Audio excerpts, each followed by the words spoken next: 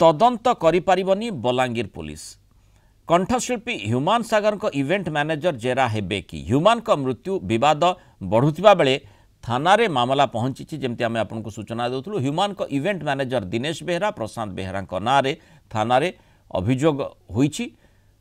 अड़ुआ बढ़िया कथा कहुच्छी कहीं असुस्थता सत्वे विभिन्न स्टेज शो को ह्यूमान को निया जाउथला डका जाउथला। एने कौशलवादी संगठन एवं विभिन्न सामाजिक संगठन बलांगीर टाउन थाना रे एतला देइछंती। जदि सठिक तदंत न हुए आगामी दिन में पश्चिम ओडिशा रे जोरदार आंदोलन करिवे बोली मध्य से संगठन गुड़िक धमक देइछंती। घटना रे बलांगीर पुलिस भारतीय नागरिक सुरक्षा संहिता धारा अनुसार अनुसंधान जारी रखिथिबा कहा जाउछि।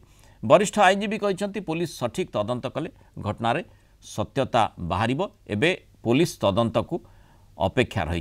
किंतु ए प्रसंग में वरिष्ठ कांग्रेस नेता तथा आईनजीवी नरसिंह मिश्र कौन प्रतिक्रिया रही और अन्य आईनजीवी कौन प्रतिक्रिया रखिंट शुणा आलोचना। प्रथम कथा तो है बलांगीर पुलिस से जो एतला दि जाइए बलांगीर पुलिस अनुसंधान कर तार क्षमता नहीं। बलांगीर पुलिस चाहिए भुवनेश्वर पुलिस को पठे दे पारे। द्वितीय कथा है जहाँ जना पड़ुची निश्चित भाव में कई जन व्यक्ति ता ऊपर प्रेशर पकई एवं तार मृत्यु प्रेशर रू ही।